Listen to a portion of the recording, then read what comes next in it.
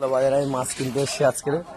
তো এই মাছটা কত দাম? এই মাছটা কি হচ্ছে দাদা, আপনি হাত দিচ্ছেন কেন? কেন দাদা আমি মাছ কিনতে যাই হাত দিতে পারবেন না? কেন? দাম জিজ্ঞাসা করেন আপনার। কেন কেন আমাকে দাম জিজ্ঞাসা করবেন আপনি। তা বলেন দাম কত করে বলেন। এটা কি ট্রেন্ডিং চলছে নাকি?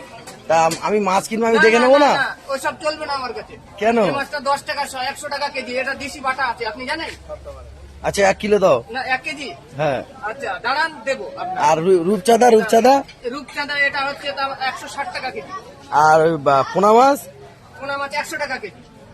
চিংড়ি মাছ? চিংড়ি মাছ এটা 25 টাকা শ। না দাদা, এই যে মাছে হাত দেওয়ার নিয়মটা কেন আপনি বন্ধ করছেন দাদা? কেন কেন আমি মাছ নেবো, আমি দেখে নেবো না যে আমি কি মাছ নিচ্ছি বাড়ির জন্য? মাছ এখন সোনা হয়ে গেছে, মাছে হাত দেওয়া যাবে না। কেন মাছ? এটা কি মাছ?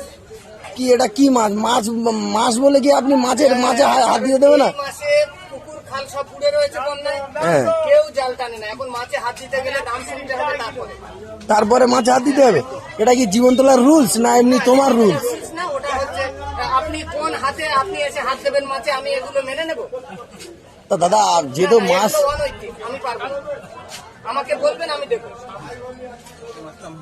ঠিক আছে 1 কিলো দাও।